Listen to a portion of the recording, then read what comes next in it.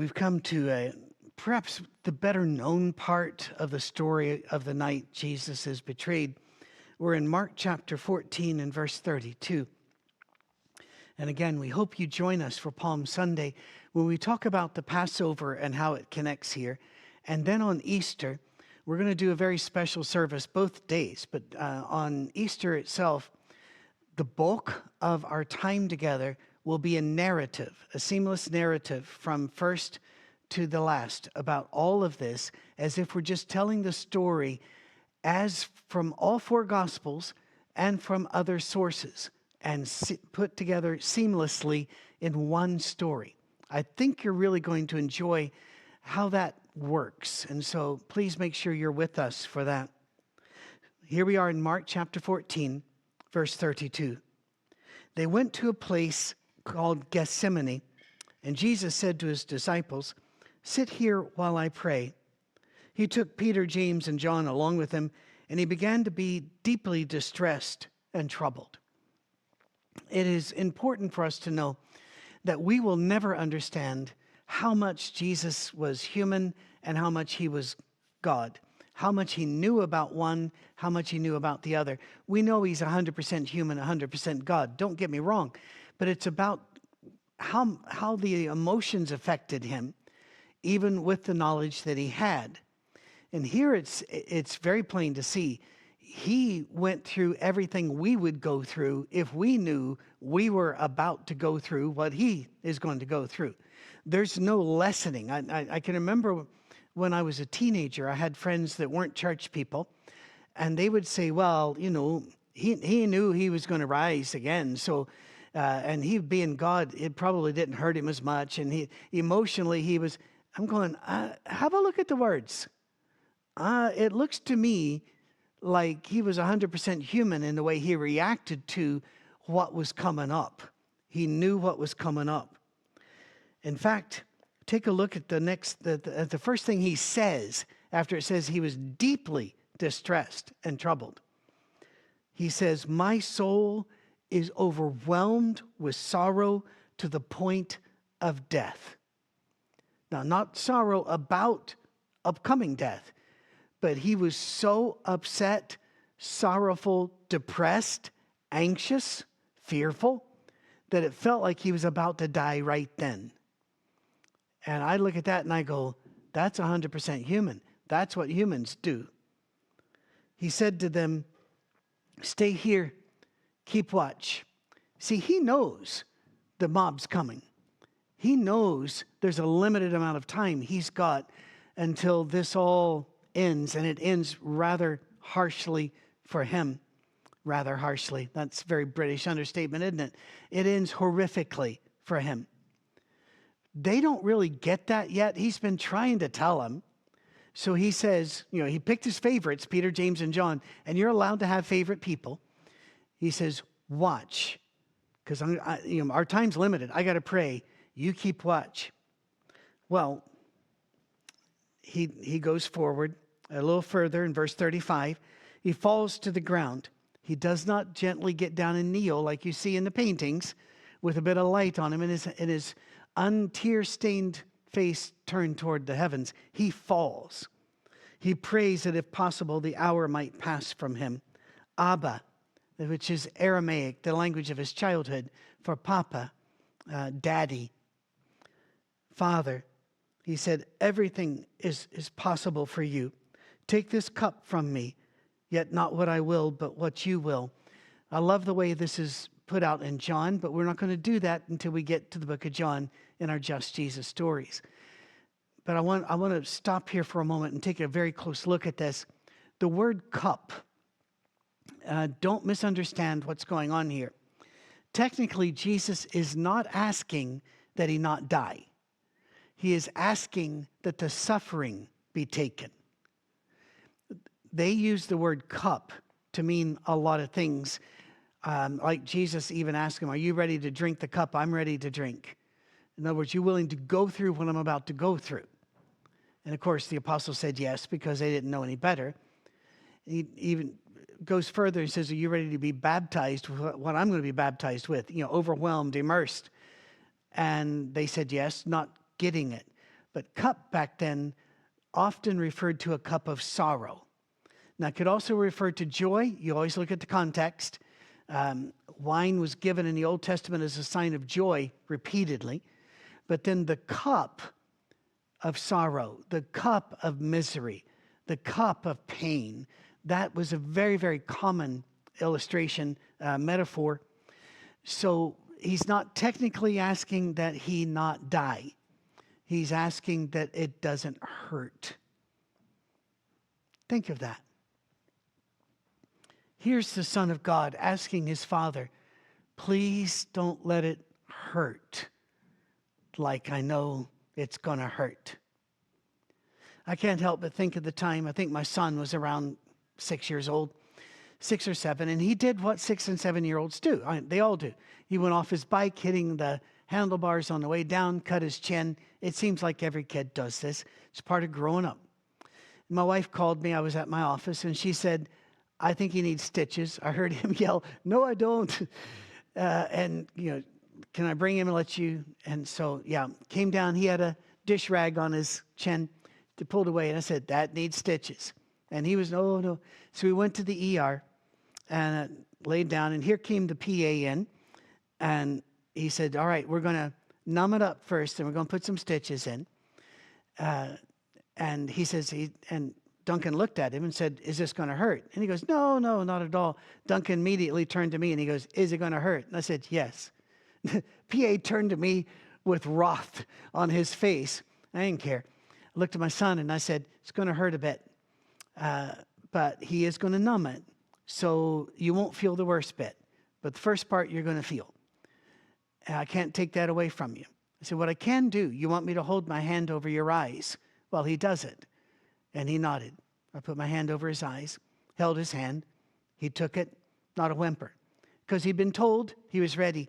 But here I keep thinking, Jesus is looking up saying to God, can you just not let it hurt? But even then, and John again fleshes this out beautifully, I think had he stopped there, I truly believe God would have sent in the 10,000 angels, ended the whole program. You and I and all humanity would have been lost. Probably annihilated, obliterated, a bad idea, gone. Because God's not going to turn down his son. But then Jesus says something pretty amazing. He goes, however, it's not about what I want. It's about what you want. And I believe the entire universe dropped its held breath. I believe the entire universe went, he's going through with it. He's going to do it. He didn't call for the angels. I think they were ready. I know they were ready. But he says, nevertheless, wow. Then he returned to his disciples and found them sleeping. Simon, he said to Peter, are you asleep? Remember just a few verses ago? Die for you, with you. Couldn't you keep watch for 1 hour? Watch and pray so that you will not fall into temptation. The spirit is willing, but the flesh is weak. How many times have we quoted that one? Because it's he knows, all right, I know you want to, I know you're tired, but there's going to be hard times coming for you. You're going to be sorely tempted this night. Watch, pray that you be ready for this. Once more he went away, prayed the same thing. When he came back, he again found them sleeping because their eyes were heavy. Even a writer here is saying they slept because they were tired. It wasn't because they didn't care about Jesus. They were tired. They did not know what to say to him. I love the humanity in this story. I wouldn't have known what to say to him either. Returning the third time, he said to them, are you still sleeping and resting? Enough. The hour is come. Look, the Son of Man is delivered into the hands of sinners. Rise, let's go. Here comes my betrayer. There was no, let's run, let's hide. There was none of the, call my lawyer. No, going to take it. Let's go. Jesus did that for us. And we need to remember how bravely he did this. And just how powerful he must have been to hold to the path when he could have pulled the cord at any time and said, no, I'm done, God, stop it. And he didn't. He kept facing forward. As he was speaking, Judas, one of the 12, appeared. With him was a crowd armed with swords and clubs, sent from the chief priests, the teachers of the law, and the elders. Now the betrayer had arranged a signal with them. The one I kiss is the man. Arrest him and lead him away under guard. I got to tell you this, apropos of nothing. When I was a boy, this whole concept, he's going to kiss him? That just seemed wrong. So our ministers told us that the word kiss technically meant touch. It kind of does. So Jesus just go up and tag him. There's not going to be a man kiss here. But they're wrong. The Jewish customs of the day was to greet with a kiss. Many places in the world, it still is. I'm glad I don't live in one of those. If I lived in France, I think I would be constantly going, But maybe it's because too British or something. But, I might get used to it, but there's no way I'm returning it. It's one of those. So Judas just goes up and kisses, because that's what you did as a friend. And the betrayer had done this. Going at once to Jesus, Judas said, Rabbi, and kissed him. Now notice again, why would you need a signal to show who Jesus was? Because he wasn't a white guy with blonde hair that shined, wearing a white robe, holding a sheep. He looked as rough as a bunch of unemployed fishermen, tax collectors, and ruffians. Because the zealots were really ruffians, and zealots were among the apostles. He didn't look out of place. He was just a big peasant that didn't look any prettier than them, didn't look any special. So he had to be pointed out. The men seized Jesus. Now, here's where we lose a part of the story. In the other Gospels, we find out that when Jesus walked down and said, "Who are you looking for?" And they said, "Jesus, the son from Nazareth." And he goes, "That's me." That they fell down trying to get away from him because they weren't expecting him. They were expecting the white guy, the blonde hair, and the sheep guy, I guess. Somebody weak, somebody not able to fight, somebody not able to clear the temple, and the temple guard not even touch him. Somebody that the people had tried to say, "Let's kill him." And the Bible says he turned and walked through the middle of them. Love that story. This is not who they expected. And then he walked out to them again after they'd fallen down and tried to get themselves back up and said, "Who are you looking for?" They said, "Jesus." He said, "That's me." That's when Judas did the signal and they arrested him. So Peter leaves that out. And Mark is the writer of Peter. So I don't know why, but now you know. The men seized Jesus and arrested him. Then one of those standing near drew his sword. Who is it that drew the sword and cut off the high priest's ear? Everybody knows it's Peter. How do we know that? Because of Matthew and Luke. Mark, John Mark is writing down the sermon illustrations of Peter, says somebody did that. Who knows? Could have been me. It was dark. It was very confusing. So it's just one of those standing near drew his sword and struck the servant of the high priest, cutting off his ear. And if you're a kid right now, when I was a kid, I had the same question. Why did he cut his ear? He wasn't aiming for the ear. He was just swinging, and it got the ear.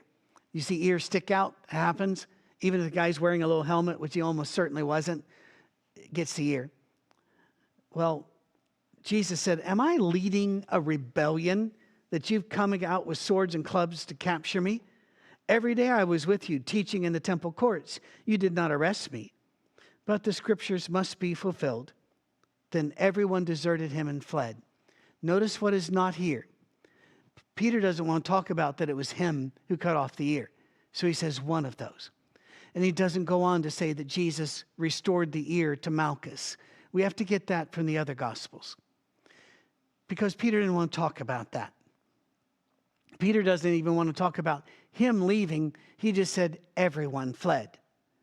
In other words, not just me, everyone fled. Everyone deserted him. A young man wearing nothing but a linen garment was following Jesus. When they seized him, he fled naked, leaving his garment behind. The identity of the young man has been debated for some time. For a very, very long time, people were absolutely sure it was John. Now, almost all the theologians I'm reading say that it was Luke. So not an apostle, but one of those following. I'm not going to fight anybody on this. It was important at the time, but not important enough to name him. So I'm not going to worry about that. He was just wearing a linen garment. He was nobody special. Just a peasant young boy. But they tried to grab him. You see, it wasn't safe to be connected to Jesus back then. It may not be safe for you to be connected to Jesus. Now, you may live where I live, in a place where they call it the Bible Belt, but vast majority of people here don't go to worship. They're not part of an online church.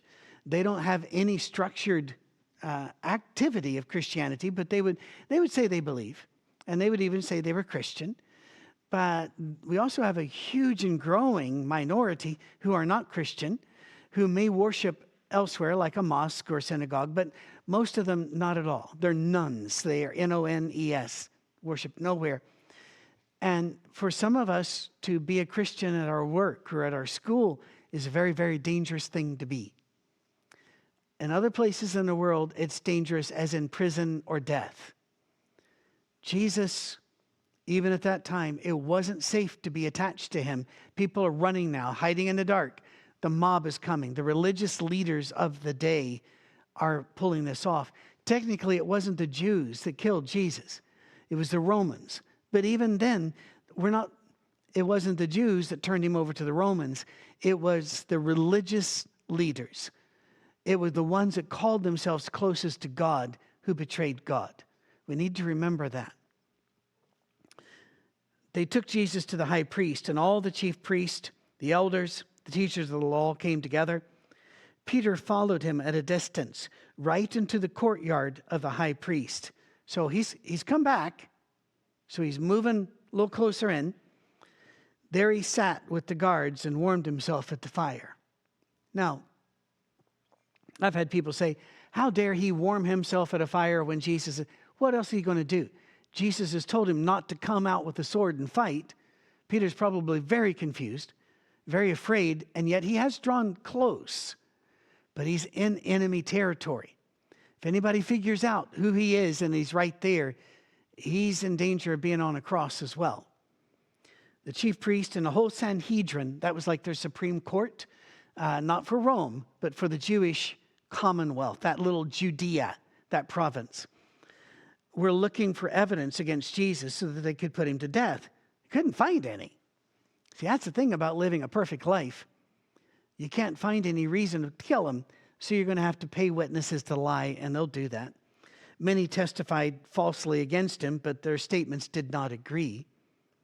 Then, you see, why is that even brought up? You wouldn't even need that if all of these people had agreed ahead of time, we're going to kill him or hand him over to the Romans to kill him.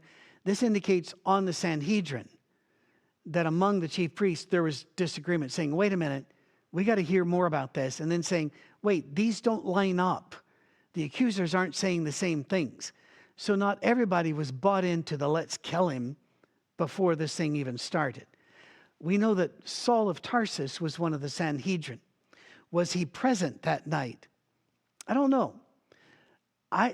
Knowing what I know about Saul, later Paul the Apostle, I wonder if he was. Because this was at night, and the Sanhedrin, by law, the Deuteronomy law, you weren't allowed to meet at night. Nothing secret.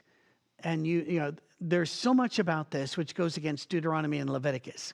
They absolutely were breaking the law, and I imagine some of them were telling the others that as well, saying, this is not the way this should be. But that's not part of the record. And so let's just keep reading the record. Then some came up and gave this false testimony against him. We heard him say, I will destroy this temple made with human hands, and in 3 days will build another not made with human hands. Yet even then, their testimony did not agree. So what's going on here? We'll go back to chapter 13. Each of the Gospels has this story about the apostles looking at the temple saying, isn't this really cool? This is massive. And Jesus saying, this is going to be torn down, not one stone upon another. But in 3 days, I'll resurrect the temple. So they were taking that, as we would say, out of context, and using it to say, Jesus was saying, I'm going to destroy the temple, and then I'll build it in 3 days, another one not made with hands. Miracle worker. Blasphemy to tear down the temple. Blasphemy to say that you could put it together without hands because you're equating yourself with God. Jesus was not a blasphemer, so their stories even then didn't line up. Then the high priest stood up before them and asked Jesus, are you not going to answer? What is this testimony that these men are bringing against you? But Jesus remained silent and gave no answer. See, if God has decided this is the way things are going to move forward so that death can be destroyed, Jesus is going to take it. Not my will, but thine be done. Remember that? Again, the high priest asked him, are you the Messiah, the Son of the Blessed One? I am, said Jesus. You just get chills. You better believe there were shouts, gasp, jaws hitting dirt, people swinging around going, what? When he did say this. This is in the middle of the most strictly, fiercely monotheistic people that have ever lived. And he's equating himself with God. And you will see the Son of Man sitting at the right hand of the Mighty One and coming on the clouds of heaven. We have another story in the others. We know that whenever one of the times, because this was not a one and done, that the high priest demanded Jesus to say, are you the Son of God? That Jesus says, that's what you've said. And a servant strikes Jesus, punches him right in the face, saying, how dare you answer the high priest so? What did Jesus mean when he said, that's what you've said? The high priest knew he was the Son of God. Now, if you've been following us, you know about the very strange parable of the wicked husbandman, the people that were renting out a field, and part of the agreement is whenever the harvest comes, we pay a portion of that to the owner. Owner sends a servant to collect his portion, they kill him. He sends another servant, they kill him. He sends his son, saying they dare not touch the son, because seriously, in Roman rule, you wouldn't do that. But the owners of the field looked at him and said, here's the son. If we kill him, we'll inherit the field, which is stupid on every level.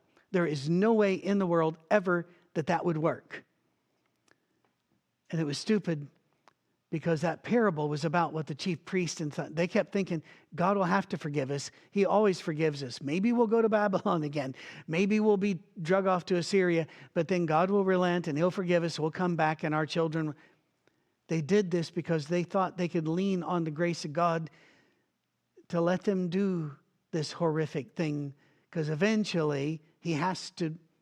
No, he doesn't. No, he doesn't. The high priest tore his clothes. Why do we need any more witnesses? He asked. You've heard the blasphemy. What do you think? They all condemned him as worthy of death. Then some of them began to spit at him. And they blindfolded him and struck him with their fist and said, prophesy. In other words, hey, tell us who hit you if you're so smart. Think about it. Jesus at any time could just explode all of them without saying a word. He could explode all of the universe. He could shut it down. He took it. Not a word. That is just stunning. And the guards took him and beat him. Wow. This is all going on right in sight of Peter. Peter was below in a courtyard. One of the servant girls of the high priest came by.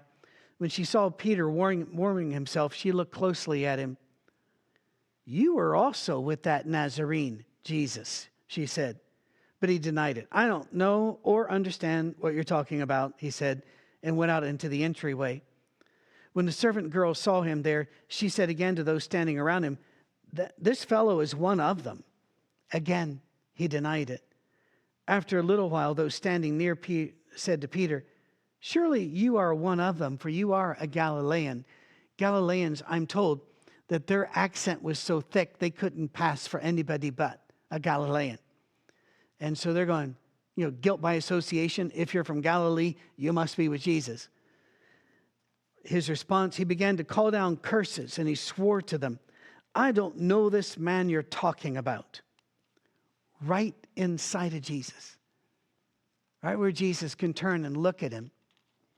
Immediately the rooster crowed the second time. Then Peter remembered the word Jesus had spoken to him. Before the rooster crows twice, you will disown me 3 times. And he broke down and wept. Now, I hate breaking from the narrative, but we kind of have to here. If you look at each of the gospel accounts and you decide to read it in Western eyes, which is always a mistake, Western people require precision about numbers, events, the order of events. We will argue about it. You will get your doctorate degree writing massive dissertations nobody's ever going to read about what happened first in 1567 or in 1110 or in 1945. Orders of battle are argued about endlessly. They don't think that way. In very early manuscripts of Mark, where it says the rooster crows twice, here and earlier, the word twice isn't there. It's not written. It works in later. Why would it do that? Well, because in others, the cock crows but looks to be only once. And sometimes the order of when this all happens changes. And people will say, look at that. It can't be inspired because it has these contradictions in it. Jews weren't stupid. Still aren't. And people weren't stupid. They read these. They could see, if you ask them. It's kind of like Genesis 1, Genesis 2. The stories are different. Trying to mesh them does not work. Please have the integrity to admit these are different stories. And they understood these were different, but they did not require that amount of precision to get the point of the story. Remember that the point of the story is the point of the story, not the wee details we argue about. That, for example, Noah and the flood. If you start arguing about how much square footage a cheetah needs, you've really lost the plot. Your train of thought has left you standing at the station. Trains move forward because it's not about that. It's a story. Get the story. Get the point of the story. So I've had people argue about 2 times, 3 times, when and where. Don't do that. It's a story. And did it happen? Yes. Did it happen exactly this? That they're not interested in the exactly. They're interested in the point. And we can get the point if we get ourselves out of the way and just enter the story. He broke down and wept. Well, so would I. So would you. Nobody wants to be that person.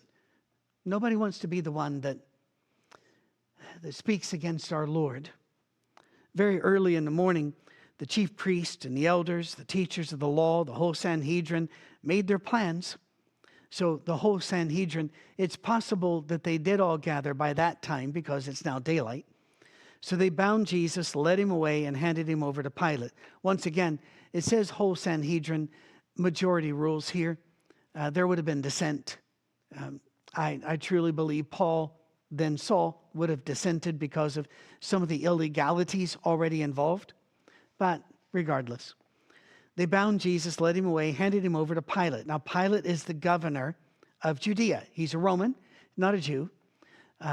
His wife, we're going to find out, has been warned in a dream not to mess with Jesus because he is who he says he is. But Pilate didn't get that dream.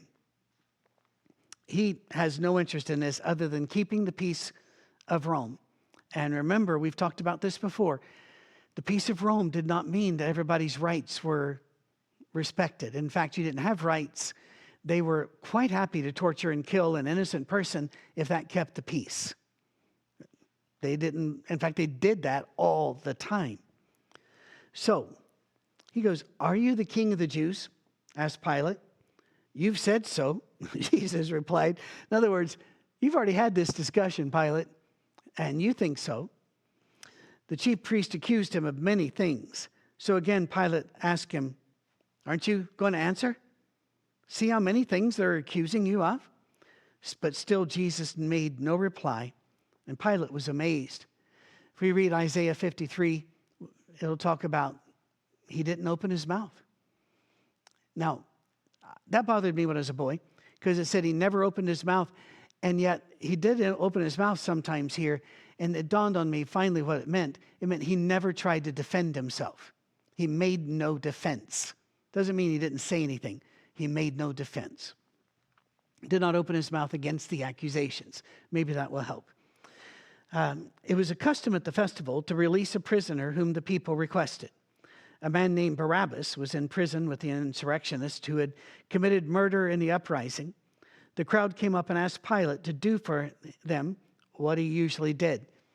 Let's explain. There had been many uprisings against the Romans and against the governors of the region and such.